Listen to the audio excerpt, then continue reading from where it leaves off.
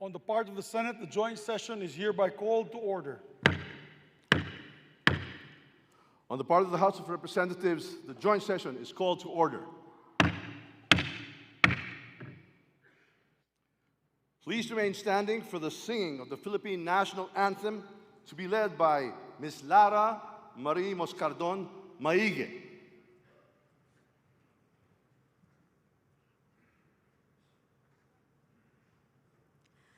Bayang magiliw, perlas ng silanganan, alab ng puso, sa dibdib mo'y buhay.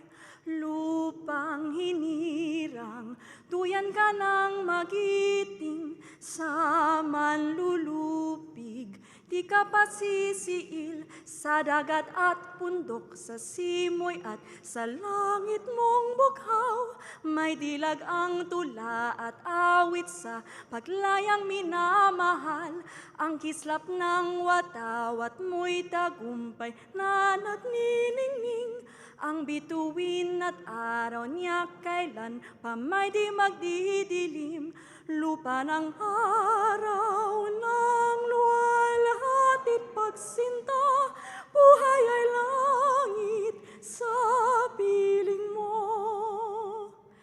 Aming ligaya na pag may manghahapi, ang mamatay ng dahil sa'yo.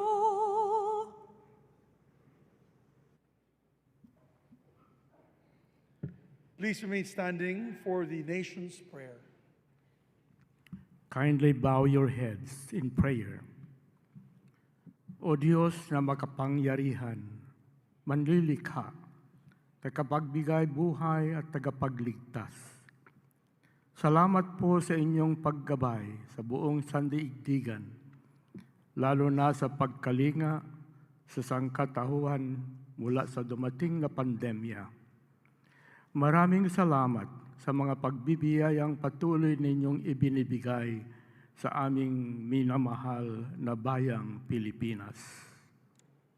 Bismillahirrahmanirrahim. Allahumma barik lana hadal ijtima.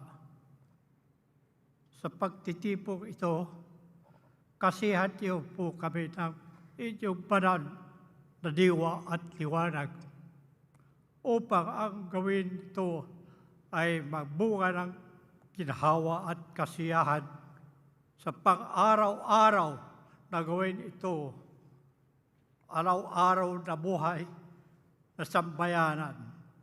Salamat po sa muling pagsigla ng aming ekonomiya sa pag-unlad ng agrikultura at turismo, pag-inam ng education at pagkalahatan pang-agat ng ibang sektor ng serbisyo, production at pangangalakal na nagbibigay sa amin ng pagkain at kabuhayan. Rabbana atina fid dunya hasanatan wa fil akhirati hasanatan wa qina adhaban nar. Walhamdulillahi rabbil alamin. Salamat po sa matibay na bigkis ng aming pamilya at lipunan. Nakalakip ng kaloob niyong matibay na pananampalataya sa inyo at ang aming pananalig sa pamahalaan ay sama-samang bumuo ng aming matibay na pundasyon bilang isang bayan. Ang pamilya, pamahalaan at pananalig namin sa inyo, Ama, ang siya rin naming sandigan, kanlungan, at bukal ng lakas sa pagharap at pananagumpay sa maraming hamon ng buhay. Salamat po sa pag-iral ng kapayapaan at kaayusan sa gitna at sa kabila ng iba't ibang pananaw, sa marubdob at masiglang diskurso ng aming demokrasya. Tulungan niyo po kami upang makamit ang mas malalim, matibay, malawak na kapayapaan sa ikabubuti ng lahat. Akayin niyo po kami sa pagpapaunlad panglalo ng ekonomiya upang makarating ang mas maraming biyaya sa bawat tahanang Pilipino. Kalakip nito, bigyan niyo rin po kami ng dunong at pagkakaisa sa pagharap at pangangasiwa ng hamon ng climate change. Maghari po kayo ng ganap ang inyong banal na diwa sa puso at isip ng aming mga mamamayan at mga pinuno, mga mambabatas, namamahala at mga hukom, 10 ng kanilang mga tauhan, upang ang buong katapatan, ang paglilingkod nila at kagandahang loob na manguna sila at maglingkod tungo sa mapayapa, makatarungan, maayos, maunlad, masagana at masayang pamumuhay ng buong sambayanan. Itinatalaga po namin ang gawain ito sa inyo pong mabunyi at dakilang pangalan.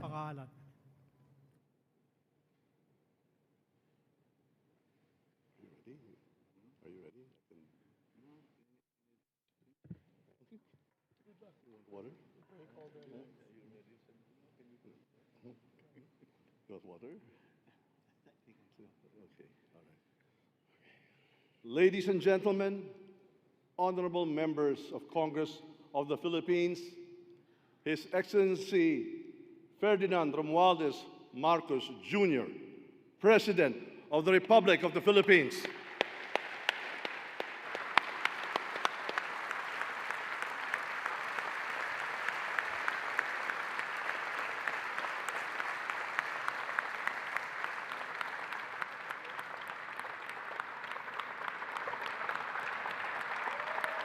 Thank you.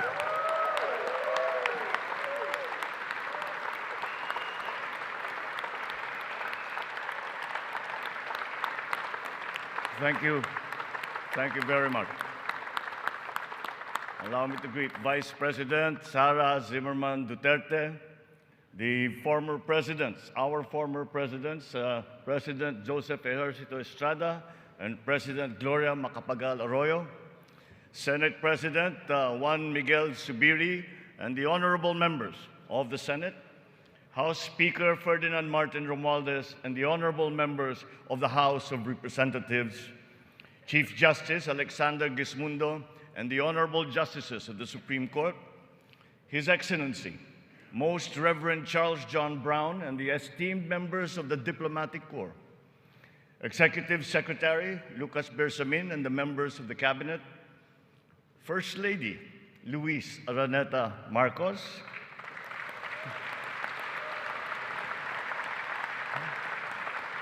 former First Lady Imelda Romualdez Marcos, other distinguished guests, mga minamahal kong kababayan, ladies and gentlemen, magandang hapon po sa inyong lahat. 1 year ago today, I stood here before you, setting forth the plans that we have to improve our economy, bring jobs to our people, improve the ease of doing business, recalibrate our educational system to adapt to the new economy, lower and rationalize energy costs, boost agricultural production, enhance healthcare, and continue social programs for the poor and the vulnerable. Let me now report to the people on the successes that we can now lay claim to, and also the challenges that we continue to face. Last year, we emphasized certain strong headwinds that were confronting us along with the rest of the world in our post-pandemic economic recovery. And the biggest problem that we encountered was inflation. Maraming kaganapan sa mundo ang nakapagpagulos sa maayos na takbo ng pandaigdigang merkado. Bukod sa digmaan sa Ukraine, naroon ang patuloy na epekto ng pandemya. Pinalala pa ito ng pagbabawas ng produksyon ng mga bansang pinagkukuhanan natin ng langis. Nang tumaas ang presyo nito, nagsunura na rin ang presyo ng iba't ibang bilihin, ang gasolina, ang kuryente at ang pagkain. Ramdam sa buong daigdig, pati na sa Pilipinas, ang naging pagtaas ng mga presyo ng bilihin noong mga nakalipas na buwan. Sinuri nating mabuti ang sitwasyon. Sa tulong ng ating mga ekonomista, nakapagbalangkas tayo ng mga polisiya na magsisilbing pundasyon ng ating ekonomiya sa mga susunod na taon. Ito ay nakasaad sa ating medium-term fiscal framework na sinuportahan ninyo sa Kongreso. Kasabay nito ang paglulunsad ng mga estratehiya na mapalakas sa kakayahan ang ating mga kababayan at mga sektor ng ating ekonomiya. Nakakita po tayo ng magagandang resulta. While the global prospects were bleak, our economy posted a 7.6% growth in 2022, our highest growth rate in 46 years.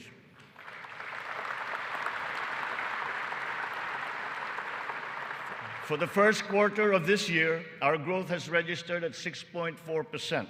It remains within our target of 6 to 7% for 2023. We are still considered to be amongst the fastest growing economies in the Asian region and in the world. It is a testament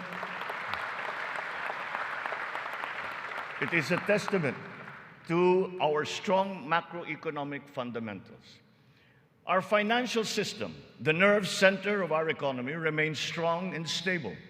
Banks, the transmission arms of our monetary policy, have strong capital and liquidity positions. Stimulated by the relaxation of pandemic restrictions, transactions once again have flourished alongside the booming e-commerce that was undeterred by the pandemic in 2022. The digital economy contributed 2 trillion pesos, the equivalent of 9.4% of our GDP. The economy is revived and rejuvenated, backstopped by a favorable enabling environment and the strong rule of law. This year, the World Bank projects a 6% overall growth rate, well within the range of our targets for the year. It is anchored on strong local demand, underpinned by consumer spending, and draws strength from the BPO industry and, of course, the steady flow of remittances and the continuing jobs recovery. Inflation rate is moving in the right direction. From 8.7% in January, our inflation has continued to ease up in all regions, settling now at 5.4% for June. What this means is that in spite of all the difficulties, we are transforming the economy. We are stabilizing the prices of all critical commodities. According to the Bangko Sentral, inflation is expected to ease further by the close of the year and projected at 2.9% by 2024.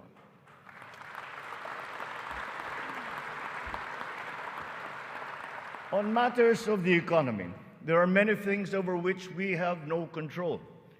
But over those where we do have control, we are doing everything we can. Puspusan ang ating ginagawa upang pataasin ang produksyon ng ating ekonomiya. Pinapalago natin ang mga industriya. Dinadagdagan natin ang mga infrastruktura upang mas mapabilis ang daloy ng mga produkto at ng serbisyo. Higit sa lahat, pinapalakas natin ang kakayahan ng mga mamamayan upang mapaganda nila ang kanilang pamumuhay. Ito ang punot dulo ng ating Philippine Development Plan. Investments in public infrastructure and in the capacity of our people through food, education, health, jobs, and social protection remain our top priority. For this year, economic and social services were allocated almost 70% of the national budget. Higher revenue collections will be critical in our bid to bolster public investments. Under our fiscal framework, we envision our tax and revenue efforts to further increase to up to 16.9% and 17.3% by 2028. Revenue generation has improved this year. From January to May, the Bureau of Internal Revenue has posted record collections amounting to 1.05 trillion pesos, an increase of almost 10% over the last year. For its part, the Bureau of Customs has also increased its collection by 7.4% for the first 7 months of 2023, amounting to 476 billion pesos.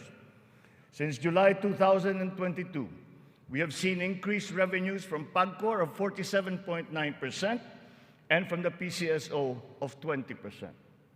We therefore seek, once again, the continued support of Congress to enact into law the policies and reforms under our fiscal framework. Sa mga nakalipas na buwan, nakita natin ang pagbaba ng presyo ng bilihin sa iba't ibang mga sektor. Napatunayan natin na kayang maipababa ang presyo ng bigas, karne, isda, gulay at asukal. Malaking tulong ang Kadiwa Stores na ating muling binuhay at inilunsad. Ang layunin ng Kadiwa ay pag-ugnayin ang mga magsasaka at ang mga mamimili. Walang iba pang namamagitan. Wala nang dagdag, dagastos at patong. Maganda ang kita ng magsasaka, nakakatipid din ang mga mamimili. Sa mahigit 7,000 kadiwa na idinaos sa buong Pilipinas, 1.8 million na pamilya ang nakinabang sa mababang presyo ng bilihin. Sa kabuuan, halos 700 milyong piso ang naging benta ng mga ito na nakapagbigay ng hanap buhay sa mga membro ng mahigit 3,000 na kooperatiba at samahan. Maganda ang nakita nating resulta, kaya papalawigin pa natin ang Kadiwa sa buong bansa. Kamakailan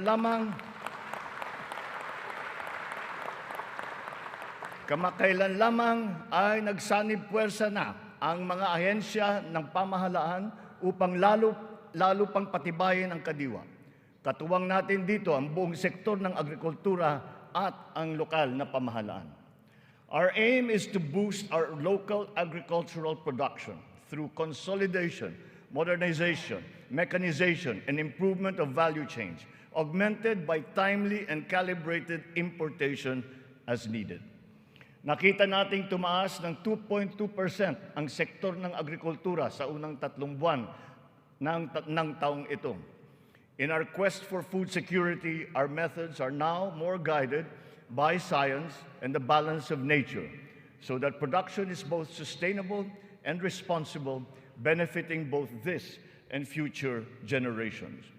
Our fisheries codes must be revised to incorporate and strengthen science-based analysis and determination of fishing areas. This approach will protect both the interests of our fisherfolk and our fisheries and aquatic resources. To this end, we will seek the support of Congress to amend the code to guarantee sustainable development of our fisheries sector in harmony with environmental balance.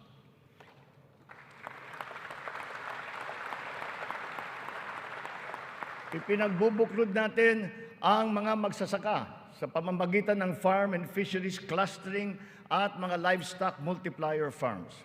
300 cluster na ang ating natukoy na binubuo ng halos 700 kooperatiba at may lawak na mahigit na 200,000 hektarya ng bukirin.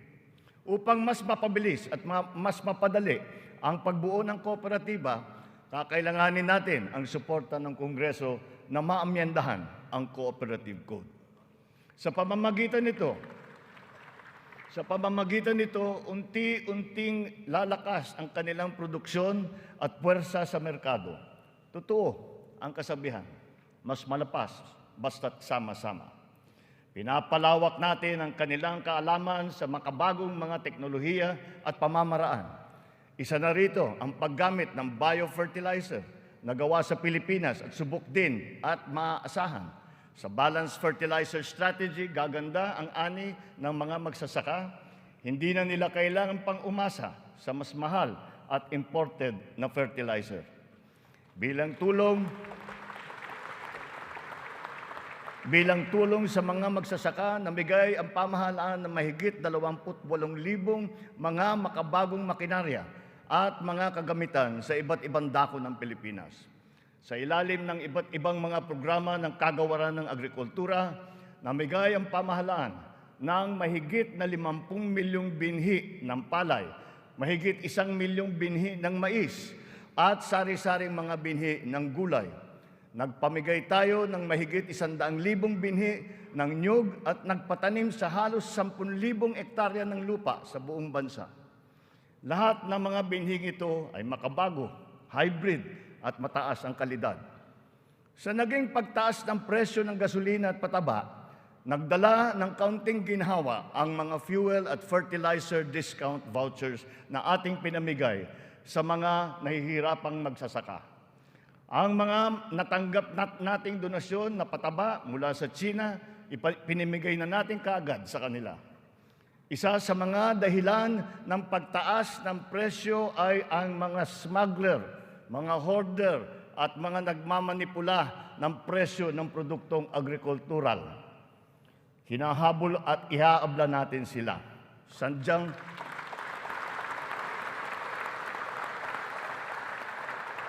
Sadyang hindi tama ang kanilang gawain at hindi rin ito tugma sa ating magandang layunin.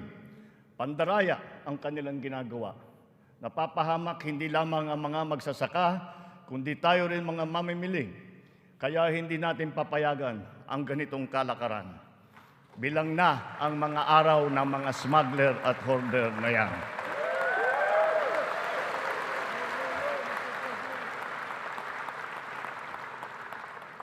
Mahalaga ang infrastruktura para masuportahan ang may 14 na milyong hektarya ng sakahan. Inayos natin ang geo-agri-map ng mga farm-to-market roads ng buong bansa upang maidugtong mabuti ang mga sakahan sa mga pamilihan. Alinsunod dito, karagdagang 600 kilometro ng mga FMR ang ating nilatag sa iba't ibang panig ng bansa. Binigyan din natin ng patubig ang mahigit na 49,000 hektarya ng bukirin sa buong Pilipinas. Nagpagawa tayo ng halos 4,000 mga karagdagang fabrication lab, production at cold storage facility na magagamit ng lahat. Sa tulong ng Kongreso, nakapagpatayo tayo ng 24 na multi-species hatcheries upang maparami ang produksyon ng mga isda. Nakabantay tayo sa anumang banta ng mga sakit at peste na maaring dumapo sa mga pananim at alagang hayop. Malapit na tayong magkaroon ng mga epektibong gamot at bakuna labang sa mga ito. Samantala, pinapalakas natin ang biosecurity levels ng mga alagang hayop bilang panlaban sa sakit. Tayo rin ay naghahanda sa El Nino na nagbabadyang tumama sa mga darating na buwan. Nagsimula na tayong maghanda at ang mga buffer stock at ang mga kagamitang patubig ay hinahanda na. Kung kinakailangan, magsasagawa pa tayo ng cloud seeding upang makapagdala ng ulan. Kasabay ng lahat na ito, hinihimok din natin ang ating sambayanan na magtipid ng tubig para sa malawakang paghanda sa banta ng tagtuyot. Tulad ng ating ipinangako, ipinagpatuloy natin ang reformang pansakahan. Mahalagang haligi ito ng sektor ng agrikultura na ating inaayos. Nitong nakalipas na taon, mahigit 70,000 titulo ng lupa ang ginawad sa mga benepisyaryo ng reformang agraryo.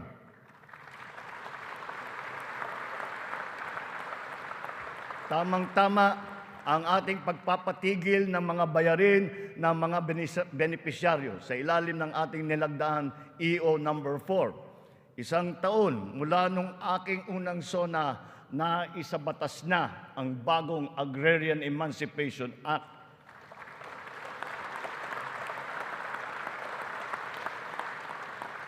Dahil dito, ang 57 billion piso ng utang na pinapasan ng mahigit 600,000 benepisyaryo ay tuluyan ng nabura.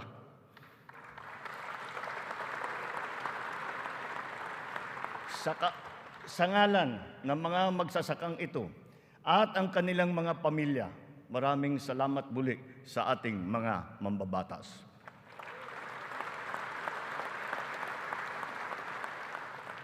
Ang tubig ay kasing halaga rin ng pagkain. Kailangan natin tiyakin na may sapat at malinis na tubig para sa lahat at sa mga susunod na salinlahi. Kasama na rito ang tubig na ginagamit natin para sa sakahan. Considering its fundamental importance, water security deserves a special focus. Our efforts must not be scattershot, but rather cohesive, centralized, and systematic. So given that urgency, we have created the Water Resources Management Office to specifically handle the delicate job involving this most precious resource. Nakikipag-ugnayan tayo sa Kongreso upang maipasa ang batas para sa pagbuo ng isang Department of Water Resource Management.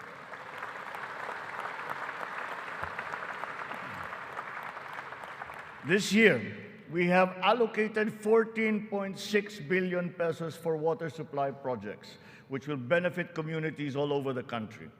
Recently, the water supply of NCR and Rizal received a significant boost from the first phase of the Wawa Bulk Water Supply Project. The water supply will increase as the project enters the second phase. We have installed 6,000 rainwater collection systems across the country in preparation for the looming dry spell brought about by El Nino. One of the keys to continuing economic growth is infrastructure development. So we will build better and more. Our 8.3 trillion peso Build Better More program is currently in progress and being vigorously implemented.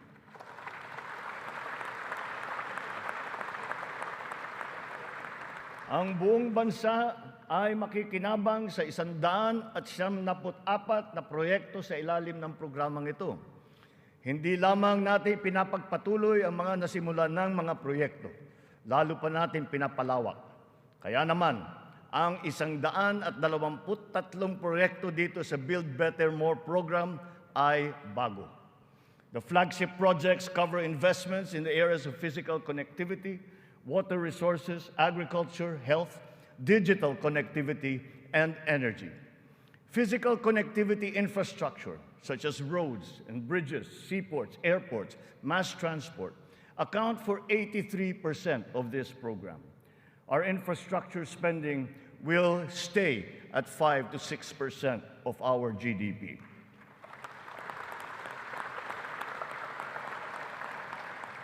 The underlying logic to our infrastructure development is economic efficiency. We are opening up all gateways to mobilize goods and services at less cost and in less time, and ultimately to drive the economy forward. Our road network plans must link not only our 3 major islands, but all prospective sites of economic development. The 1,200-kilometer Luzon Spine Expressway Networks program will effectively connect Ilocos to Bicol from 20 hours to just 9 hours of travel.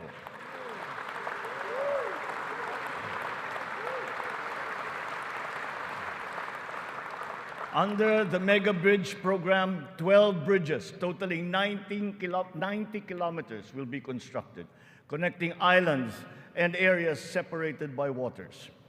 The program notably includes the Bataan-Cavite Interlink Bridge and the Panay-Guimaras-Negros Island bridges, each spanning 32 kilometers, and also the Samal Island Davao City Connector Bridge. As of June this year, we have constructed, maintained, and upgraded more than 4,000 kilometers of roads and around 500 bridges across the country. Crucial airport and port development projects across the country have also been completed, including Cebu Pier's 88 Smart Port and the new passenger terminal buildings of Clark Airport and the Port of Calapan. We initiated several railway projects with a total length of more than 1,000 kilometers. Notably, the southern leg of the North-South commuter railway system is now in full swing. In a few years, travel from Pampanga to Laguna will be reduced from 4 hours to just 2.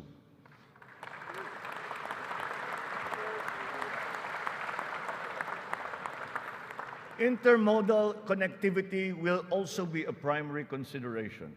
Roads, bridges, and mass transport systems will be interconnected. This network will provide access and passage to vital and bustling economic markets, such as agriculture hubs, tourism sites, and key business districts. For strategic financing, some of the nation's high-priority projects can now look to the newly established Maharlika Investment Fund without the added debt burden. In pooling a small fraction of the considerable but underutilized government funds, the funds shall be used to make high-impact and profitable investments, such as the Build Better More program. The gains from the fund shall be reinvested into the country's economic well-being. To ensure sound financial management, a group of internationally recognized economic managers shall oversee the operations of the fund, guided by the principles of transparency and accountability. This guarantees that investment decisions will be based on financial considerations alone, absent any political influence.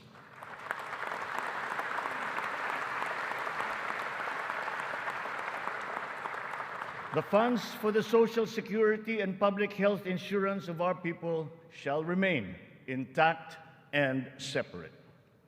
Owing to favorable market conditions, the price of crude oil has stabilized. Since last year, gasoline and diesel prices have gone down by 18% to 29% respectively. We have built 8 new additional power plants.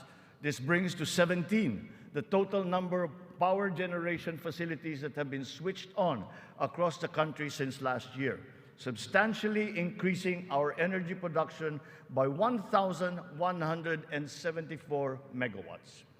Alongside power generation, we are also as relentless in pursuing total electrification. Since my assumption into office, almost 500,000 homes have been given access to electricity. We will spare no effort to achieve full household electrification by the end of my term. 100% is within our reach. When it comes to energy, renewable energy is the way forward. We are aggressively promoting renewables so that it provides a 35% share in the power mix by 2030, and then on to 50% by 2040. To accelerate the realization of this green energy goal, we have opened renewable energy projects to foreign investments. Since last year, an additional 126 renewable energy contracts with a potential capacity of 31,000 megawatts have been awarded. To date, we have over 1,000 active projects spread all over the country.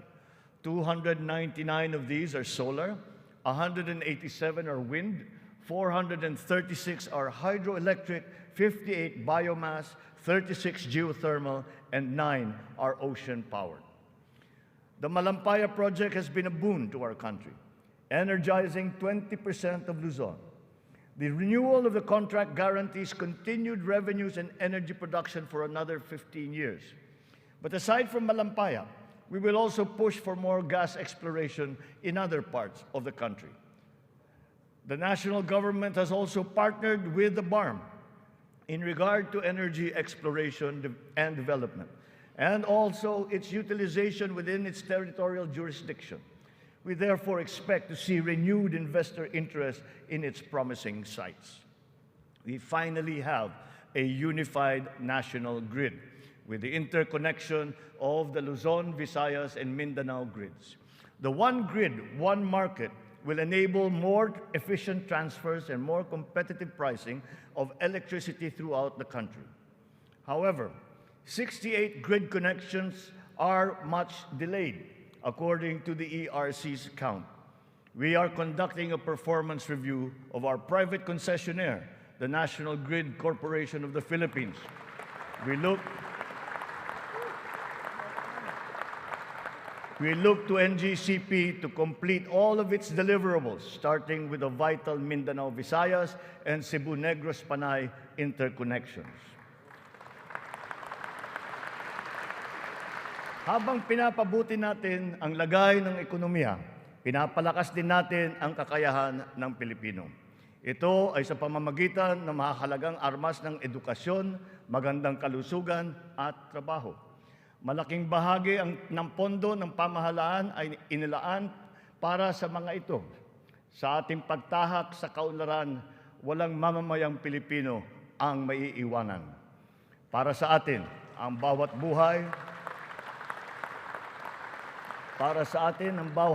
buhay ay mahalaga. Ano man ang edad, kasarian, pangkat, relihiyon o pisikal na kondisyon, sila ay kukupkupin at tutulungan. Naglalaan tayo ng sapat na pondo para sa mga paglingap ng mga lubos na nangangailangan. Layunin natin na sila ay makabangon, mabigyan ng sapat ng kakayahan at maging produktibo. Hindi lamang DSWD, kundi pati ang DOLE, ang DepEd, TESDA, CHED ay tumutulong sa ating mga kababayang nangangailangan. Ang AIX, TUPAD, TVET for Social Equity, Social Pension for Indigent Senior Citizens, at ang Cash for Work para sa mga PWDs ay ilan lamang sa mga mahahalagang programa ng pamahalaan para sa kanila. Nariyan din ang Integrated Livelihood Program Kabuhayan upang matulungan ang mga maliliit na negosyo. We are inclusive in our pursuit of social protection. The pension of the military and the uniformed personnel is as important, as urgent, and as humanitarian as that of all other civilian Filipino employees. Efforts are underway to make it fully functional and financially sustainable. We are once again working closely with Congress to ease the transition from the old system to the new one, so as to be able to guarantee that no effects are felt by those in the uniformed services.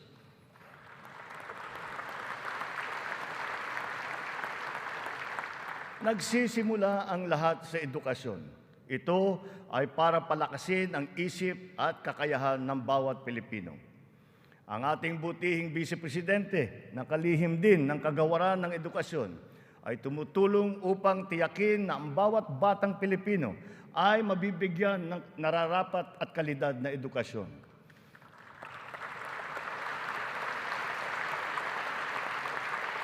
We have renewed hope in giving the best to our next batches of students, especially the 28.4 million learners who return to school this year. Learning recovery will be at the forefront of our education agenda. The Matatag Agenda for Basic Education has been launched, focusing on relevance of curriculum, rapid and responsive delivery, and the welfare of both learners and teachers. We are augmenting as well our school workforce. 90% of the newly created teaching positions have now been filled, while additional administrative personnel have been hired to unburden the teachers of any extra load. Taking to heart the lessons of the pandemic, alternative delivery modes and blended learning methodologies have been adopted to ensure unhampered learning. Additional social safety nets, such as school-based feeding programs, are also being implemented. Learners will be made more resilient. Our public schools and facilities are being increased and fortified. The shortage of classrooms and facilities is being addressed. Aside from new construction, schools and facilities are being retrofitted to become ready for the future, ready for hybrid and high-tech learning, and also climate-ready and disaster-proof. Through the DepEd Partnership Assistance Portal, private sector partners continue their assistance in the rehabilitation and improvement of schools as part of their corporate social responsibility programs. We are recalibrating the K-10 curriculum to ensure that it is always relevant, responsive, and at par with international standards. Literacy and numeracy skills need to be strengthened. The virtue of good citizenship and sense of community are also now integrated into our curriculum. We continue to exhaust all efforts to keep our young people away from the sinister influences in the dark corners of society. We are making available to them their participation in formal schooling, alternative learning, non-diploma courses, or in technical vocational education and training, or TVET. TVET continues to prove itself to be an empowering educational intervention. There are many examples of how its graduates have gone on to secure competitive technical jobs.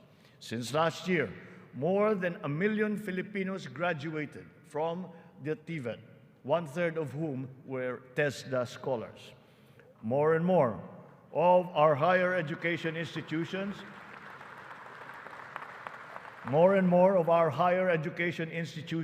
have reached world-class status. This year, 52 Philippine HEIs have been included in the World Universities rankings compared to just 15 last year.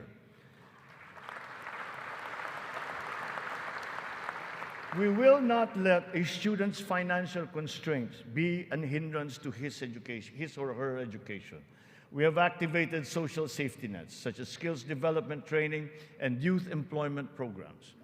Tertiary education in state universities and colleges will remain free for our qualified students.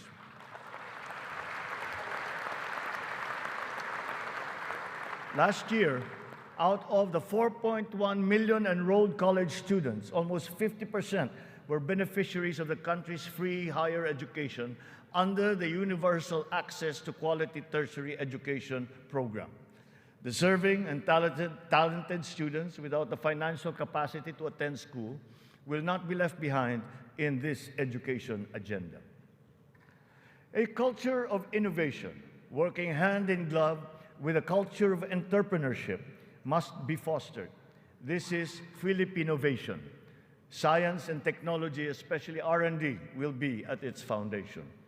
The DOST leads the development of our capabilities in science, technology, and innovation.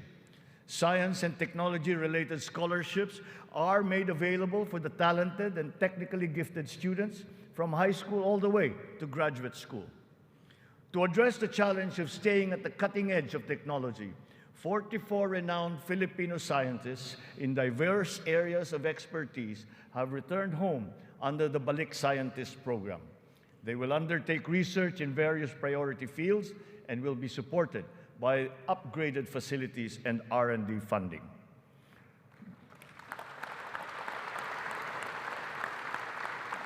The Philippines has launched 2 additional satellites into space. Together with the first satellite, they will track weather, predict storms, evaluate soil and water supplies, analyze shifts in population, and be used for traffic management, geohazard mapping, risk assessment, and even including security and defense.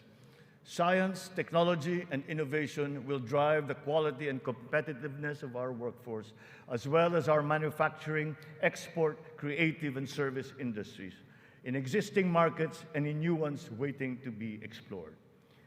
The bane of the mismatch between jobs and skills among our workforce is being rectified through strengthened government, industry, labor, academic partnerships, and the continuous reskilling and upskilling training programs that we have put before our workforce. For our seafarers to continue to excel, maritime education in the Philippines has been strengthened. This will progress and solidify our country's position as a global maritime hub through the steady supply of competent Filipino seafarers to foreign merchant marine vessels. The question about the European Union's recognition of the standards of training of Filipino seafarers has, after 17 years, finally been resolved.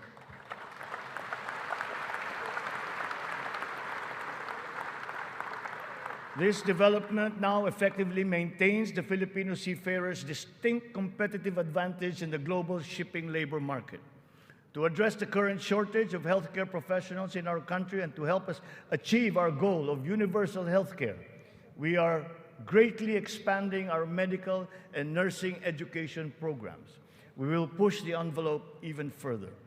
We are helping nursing graduates hurdle their board exams so that they will obtain their licenses and join our pool of healthcare professionals. Ang kalusugan ang ikalawang armas para sa lakas ng pangangatawan ng bawat Pilipino. Isinusulong natin muli ang kalusugan ng Pilipino. We are now refocusing our health priorities, applying the lessons learned from the pandemic and addressing the weaknesses that it has exposed. Healthier communities and lifestyles are our advocacy. We have launched convergent programs to address hunger and nutrition-related issues amongst our people, especially the children, like stunting and wasting. Last week, we introduced the pilot food stamp program, which seeks to supply the nutrition needs of the 1 million most food-poor Filipinos. The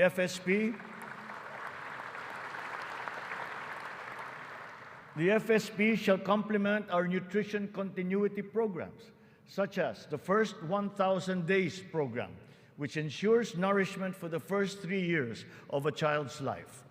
The supplemental feeding program is for our children attending daycare centers. The K-6 program will feed kindergarten to grade 6 public school students who are suffering from wasting and severe malnutrition. We are catching up on the routine vaccinations of our children. As of this year, more than 80% of our eligible children have been vaccinated against measles, rubella, and polio. Nananawagan ako sa lahat ng mga magulang na kumplituhin ang mga bakuna ng kanilang mga anak at magtungo sa pinakamalapit na health center para sa mga libreng bakuna. The whole of society must exert efforts to suppress the alarming rise of tuberculosis and HIV/AIDS. To stem the tide, the strategic plan is to ensure early diagnosis and treatment and ample testing sites and medications. Our healthcare system is undergoing structural changes. Public health facilities are being increased, both in number and in capability. Last year, more than 3,400 projects were completed. To improve capacity for specialized medical treatment, specialty centers in various fields are being established and integrated into our government hospitals. And in the last year, additional 60 specialty centers have been opened to the public. Just last week, we inspected the site of what will soon be a 5-hectare multi-specialty center in Pampanga, which will specialize in pediatrics, cardiology, kidney, and cancer treatment.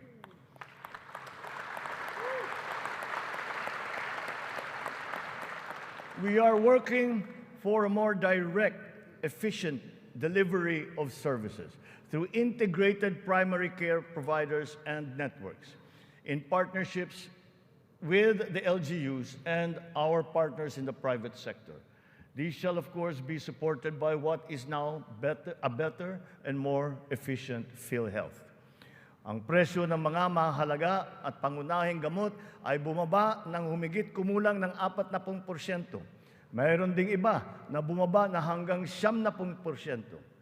Aside from the maximum retail price regulation being implemented, strategic VAT exemptions also lowered the prices of 59 essential medications such as those for cancer, diabetes, hypertension, kidney disease, and mental illness. Palapit na tayo. Palapit na tayo sa hangarin na ang lahat ng Pilipino ay makakakuha ng serbisyong pangkalusugan.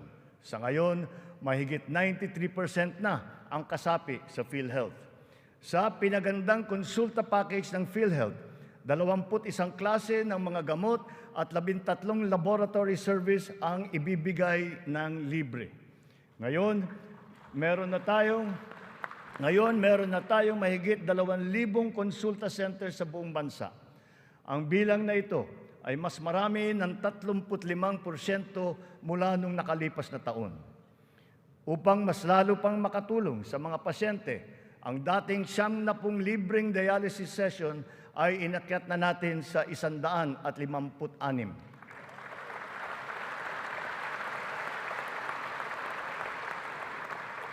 Mga kababayan, libre na po ngayon ang dialysis para sa karamihan ng Pilipino.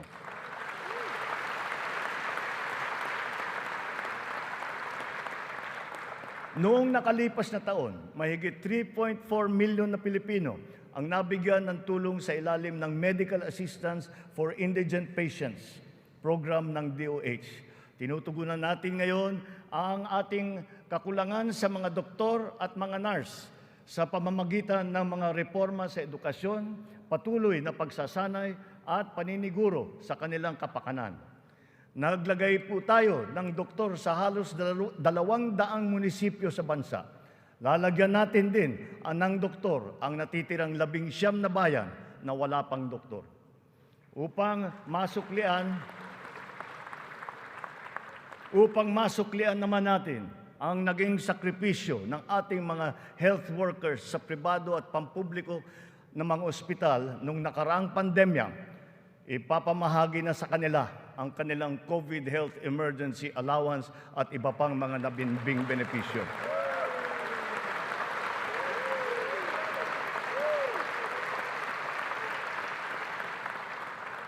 Kasabay ng pangangalaga natin sa edukasyon at kalusugan ng ating mamamayan, tinitiyak din natin na may sapat at magandang hanap buhay sa loob at maging sa labas ng bansa. As of May this year, our employment rate rose to 95.7%, clear proof of the improvement from the severe unemployment that we experienced during the height of the pandemic. Employment then was at a low of 82.4%. But even with our current high level of employment, we must do more. We will generate additional jobs for the remaining 4.3% of our workforce, as well as for the 11.7% underemployed Filipinos seeking better employment opportunities. Under the banner of our fast-growing economy, we are aggressive in our investment in business promotions and facilitations. For that, we have not limited ourselves to the local economy, but we have looked to the global economy for partnerships and agreements. Our independent foreign policy, a friend to all and enemy of none, has proven effective. We have formed strategic alliances with our traditional and newfound partners in the international community. We have embarked on foreign trips to promote the interest of the country for peace building and for mutually beneficial purposes. These economic missions have yielded an estimated total investment value of 3.9 trillion pesos or 71 billion US dollars, with a potential to generate 175,000 jobs. The implementation of recent economic reforms is underway. BOI-approved investment projects have reached 1.2 trillion pesos during our first year, while other strategic investments approved for processing through the newly established green lanes amount now to 230 billion pesos. Our existing bilateral and multilateral trade agreements, notably within the ASEAN framework, and with Japan and with Europe, and allow us to leverage our competitive advantages and reap economic benefits. We will continue to forge more of these international partnerships that will lead to a more balanced trade strategy and a healthier economic position. The Regional Comprehensive Economic Partnership, or RCEP, is now in force. It is a multilateral trade arrangement with the ASEAN and other countries such as Australia, China, Japan, Korea, and New Zealand. We can now have competitive access to a regional market that comprises 2 billion people. As we address our weaknesses and develop competitiveness in other potential areas, we must also play to our strengths. Our competitive advantage must be leveraged. As a service export powerhouse, we must continue to nurture the growth of the services sector, particularly the information technology business process management sector, and of course, the tourism industry. Our tourism has always been a reliable pillar of our economic growth through the years, providing livelihood to more than 5 million of our citizens. Because of the reopening of the economy and the phenomenon of revenge travel, this sector is headed for a great rebound. From January to June this year, we have received 3 million international visitors.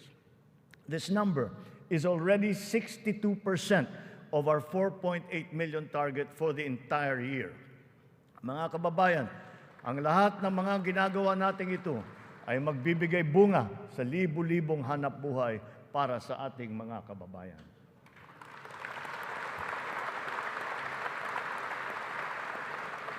To create these investment opportunities, we must ensure that an enabling business environment is in place, that there is peace and order, and that the rule of law governs. We will solidify our country's reputation as an attractive and reliable investment destination. Building on institutional reforms of recent years, we have created green lanes for strategic investments and expedited the business processes in various sectors and investment modalities. A progressive and rationalized system of taxation is a component of the ease of doing business. The CREATE law has made our corporate tax and incentive schemes equitable and business-friendly. There are more structural tax reforms that must be introduced to allow us to reach our socio-economic targets. Digitalization is the call of today, not the call of the future, not the call of the future, but of the present. It is here, it is needed, and it is needed today. Government must fully embrace digitalization to provide better service to the people through its vital frontline services and its back-end functions. Digitalization will support the government's data-driven and science-based planning and decision-making. It is the greatest, most powerful tool, not just to improve the ease of doing business, but also against many forms of graft and corruption. Data shows that digitalization, in conjunction with government streamlining efforts, has significantly boosted efficiency. Notable examples are in the areas of government payments, company and business registrations, issuance of permits and licenses, loan applications, and revenue collection. All our digitalization efforts will be linked to our payment systems, whose digital transformation has been accelerating at a remarkable rate. Digital payments accounted for 42% of the total retail payments made in 2022, whether by businesses or individuals or by the government. Its high trajectory is now well positioned to achieve Bangko Central's target of 50% of total retail payments by this year. The eGov PH app has also been launched. As envisioned, all key government services are to be integrated into the single and centralized mobile app for the convenience of the general public. The national ID system will be at the core of this digitally transformed network of government services. It will fundamentally change the lives of each Filipino. At 87% total registration, we are now closer to establishing a complete, accurate, and reliable digital database of our own for the entire population. This has already been integrated into the eGov PH app and can be now accessed by our citizens. Consistent with this transformative policy direction, all government offices must then ensure that their vital services are digitalized immediately. In response to this call, the Department of Migrant Workers launched last week the Department of Migrant Workers Mobile to make the journey of our overseas Filipino workers easier. Because of system upgrades, our internet speed has improved. As of June of this year, our fixed broadband speed ranks 47th amongst 180 countries. This ranking is 11 places higher than it was last year. Our mobile internet speed is now ranked at 83 out of 142 countries, which is 8 places higher than it was last year. There will be more improvements as our internet infrastructure undergoes further upgrades. Early this year, Starlink went live in the Philippines, now providing high-speed satellite broadband connectivity. Our national fiber backbone and broadband ng MASA projects will also deliver high connectivity and high-speed internet. We are prioritizing geographically isolated and disadvantaged areas. The DICT has been directed to consolidate all these digitalized government services into the eGov PH app, to establish the National Government Portal and the Philippine Business Data Bank to improve the internet speed in our country. With our e-commerce roadmap firmly in place, we are poised to take this digitalization drive further and beyond, utilizing e-commerce to take full advantage of new technologies. The first bill that I signed into law was the SIM Registration Act, because we are mindful of the risks and vulnerabilities that can lead to negative consequences. Digital users and consumers shall be protected from identity theft, phishing, other online scams through essential systems and safeguards, such as cybersecurity, data privacy, consumer complaint mechanisms, and financial literacy campaigns. The trainings necessary to ease the transition of those whose jobs would be affected by the shift to digitalization are also now being included in the curricula and programs offered by TESDA, DICT, and other agencies of government. It is our wish that one day foreign employment will be driven by choice, not by necessity. It remains a noble calling that our OFWs have answered, requiring great sacrifice from them, their families, and their communities. We are engaging with our partners in the international community to ensure a safe working environment for our countrymen. And as we do so, we are also putting in place responsive mechanisms for the social welfare, repatriation, and reintegration of our returning OFWs into the Philippine economy.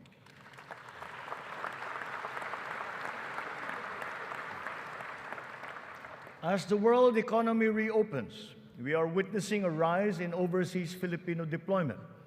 In 2022, the number has increased by 62%. OFWs continue to send in historically high remittances, solidifying their role in our transformative economic growth. In 2022, our OFWs contributed $32.5 billion, or roughly 1.8 trillion pesos, to our economy. Several countries have also signified interest to explore bilateral labor cooperation with the Philippines in the areas of healthcare, tourism, hospitality, engineering, construction, and information technology. Recently, we signed agreements with Singapore, Austria, and the province of Alberta in Canada.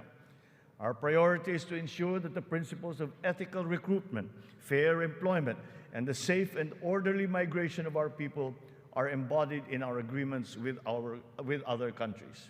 For example, the deployment issue in the Kingdom of Saudi Arabia has now been resolved.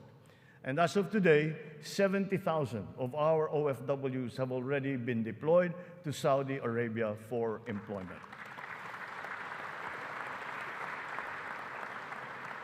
Moreover, the unpaid salaries and other related claims of some 14,000 OFWs who have been put out of work in Saudi Arabia during the pandemic are now being processed. The Crown Prince of the Kingdom of Saudi Arabia himself personally committed to me that the unpaid claims of Filipino workers would now be paid.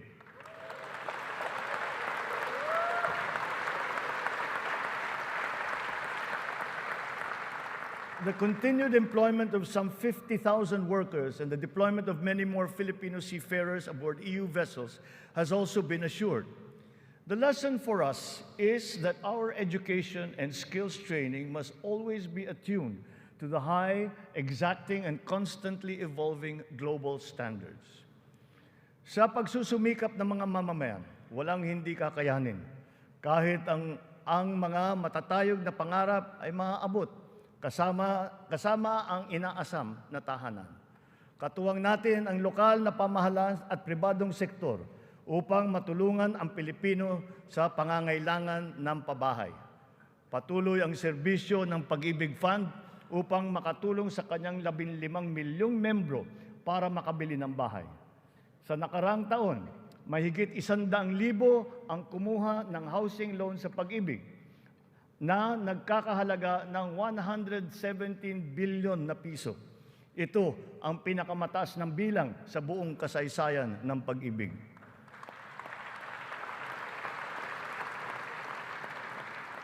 Itong nakalipas na taon, mahigit 148,000 na kabahayan at mahigit 30,000 mga Certificate of Eligibility of Lot Award ang naipamahagi sa Luzon, sa Visayas at sa Mindanao, sa ilalim ng sari-saring mga programang pabahay ng pamahalaan. Mahigit 35,000 residential free patent at agricultural patent titles naman ang naibigay sa mga benepisyaryo nito sa buong bansa. Hindi pa dito natatapos. Papalawigin pa natin ang ating programa sa abot-kayang pabahay, lalo na para sa mga mahihirap nating kababayan. Itong nakalipas na taon, inilunsad natin ang pambansang pabahay para sa Filipino Housing Program o 4PH. Nagkaroon na tayo ng groundbreaking sa 25 lugar sa iba't ibang bahagi ng bansa. Nagpirmahan na rin ng kasunduan upang simulan ang mga proyekto sa mahigit 100 lokasyon. Kung susumahin natin ito, mahigit 1 milyong kabahayan ang may alay natin sa ating mga kababayan sa buong bansa.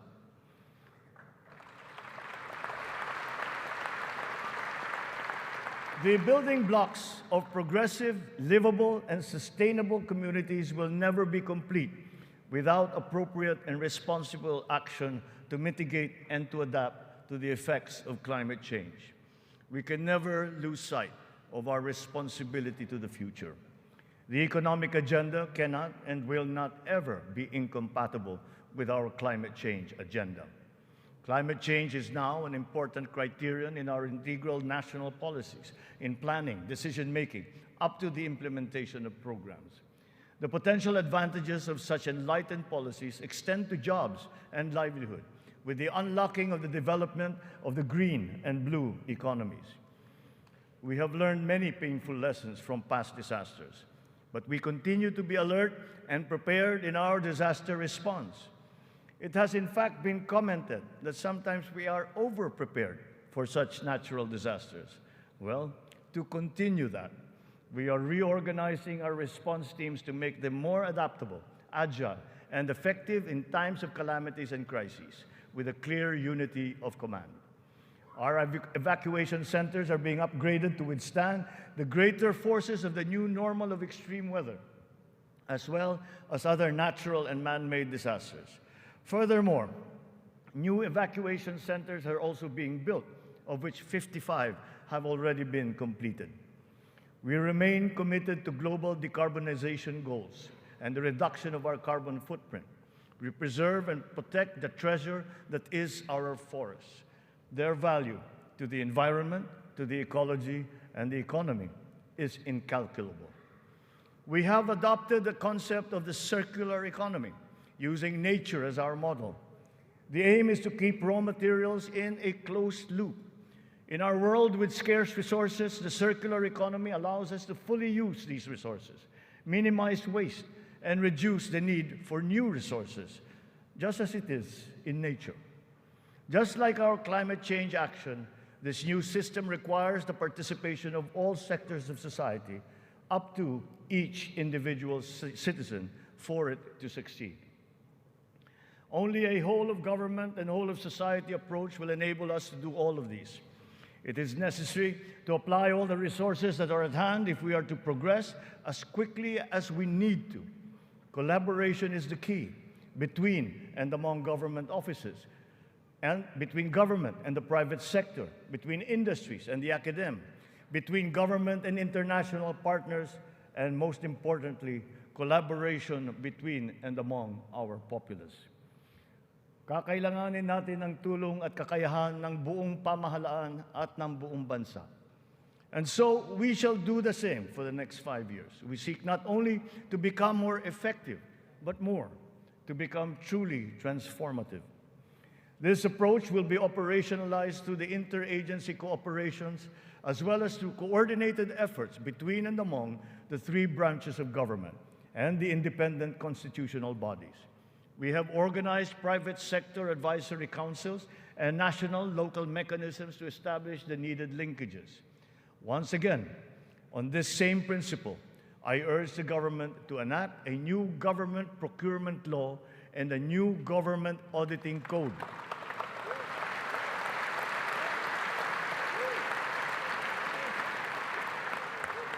This to make government procurement and auditing more attuned to these changing times. We will give effect to the mandate of the Constitution and the Local Government Code as clarified by the Supreme Court very soon. Almost all the required devolution transition plans of the LGUs are done. To fully prepare them for optimal devolution, the necessary technical and financial assistance is being extended to our local governments. In everything that we do, the enduring Filipino quality of bayanihan will still be our guide. 5 taon mula nung matinding kaguluhan, babangon na ang Marawi City.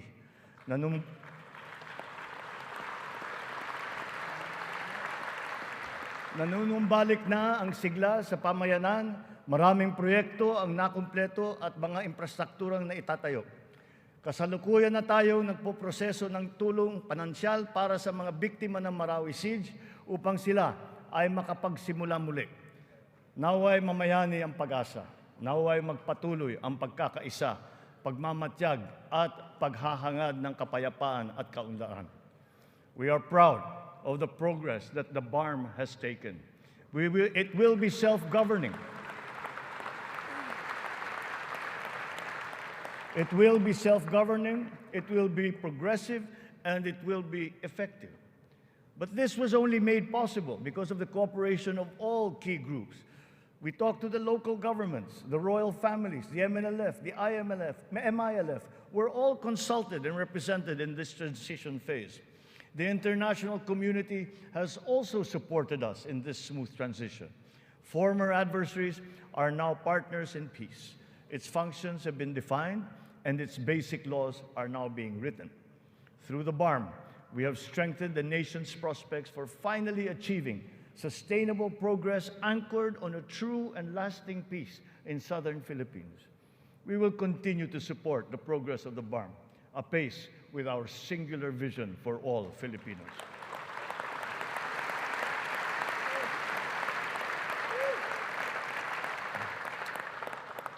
A strong and stable rule of law will strengthen the foundation of our transformation. Our police and armed forces are being strengthened and modernized to be more effective in maintaining peace and order and in defending our sovereignty. We fully support the judiciary's efforts to improve the justice system and to protect constitutional rights. The campaign against illegal drugs continues, but it has taken on a new face.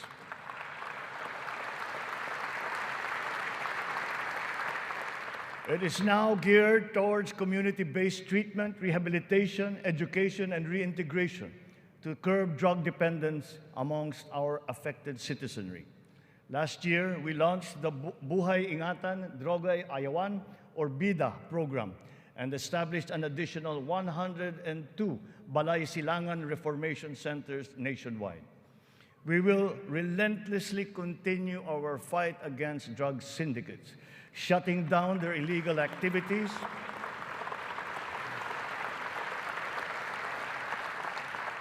we will shut down their activities and dismantle their network of operations. Unscrupulous law enforcers and others involved in the highly nefarious drug trade have been exposed. I will be accepting their resignations.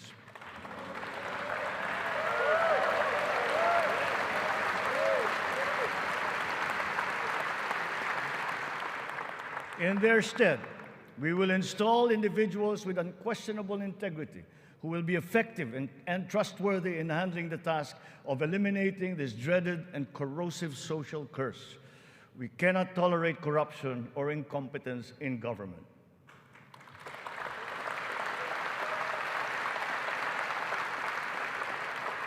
For almost half a century, some of our fellow Filipinos have taken to arms to make their views known and felt.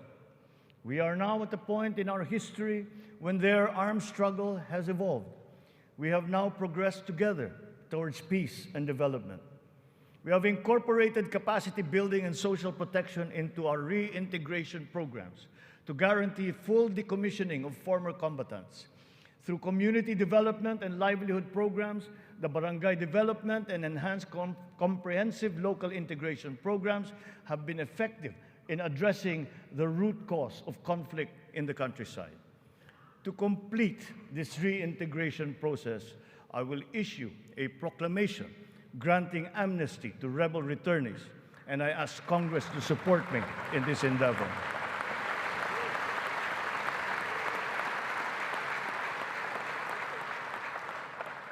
Our journey to progress requires not only unity and social cohesion amongst our people. It is also imperative that our nation remains intact and inviolable, our sovereignty preserved. We will protect our sovereign rights and preserve our territorial integrity in defense of a rules-based international order.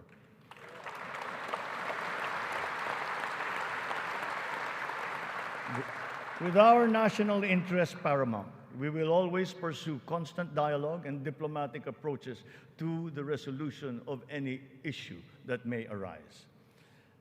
So the initial results of our efforts inspire confidence.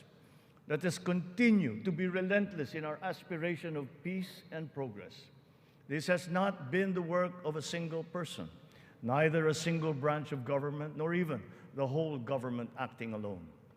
This is the collective synergy achieved by all Filipinos working together. It took a whole-of-nation effort to achieve this immediate recovery from our pandemic slump. Unity was what made us rise once more. Nagsisimula pa lamang tayo. Ang pagbangon ng ating bayan ay magpapatuloy pa. Hinihiling ko ang inyong tiwala at pakikiisa.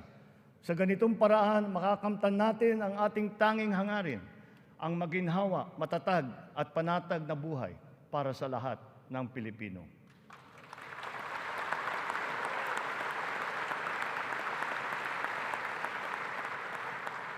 Makikipagtulungan tayo ng mabuti sa Kongreso para sa mga mahahalagang batas na kinakailangan para sa ating tuloy-tuloy na pag-ahon. And once again, I appeal to Congress for its support for the following priority legislations. The essential tax measures under our medium-term fiscal framework, such as excise tax on single-use plastics, VAT on digital services, rationalization of mining fiscal regime, motor vehicle users charge, road users tax, the military and uniform personnel pension, amendment of the Fisheries Code, amendment of the Anti-Agricultural Smuggling Act, amendment of the Cooperative Code, new government procurement law, new government auditing code, anti-financial account scamming, Tatak Pinoy law, the Blue Economy law, ease of paying taxes, LGU income classification, and the Philippine Immigration Act. In the past year, it has been a source of great hope and optimism to me to now know that there is an enormous pool of highly competent and dedicated workers serving in our government. It is up to us to provide good leadership and guidance. They love the Philippines and have responded to our call.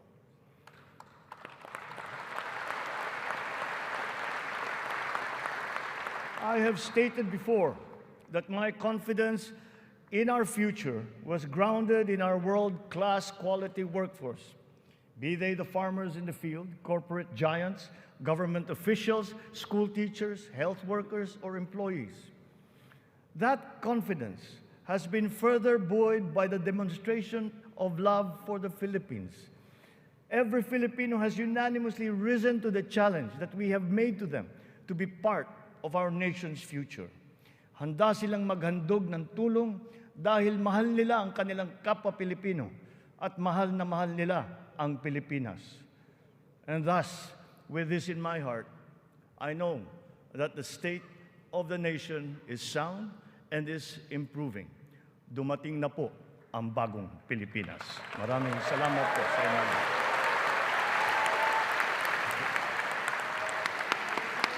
Yes.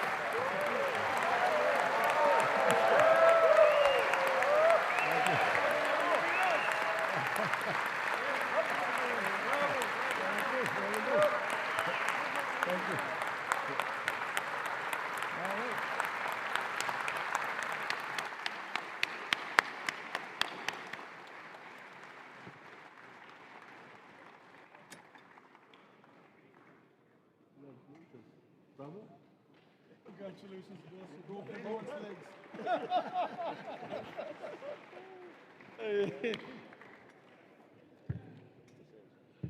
On the part of the Senate, the joint session is adjourned. On the part of the House of Representatives, the joint session is adjourned.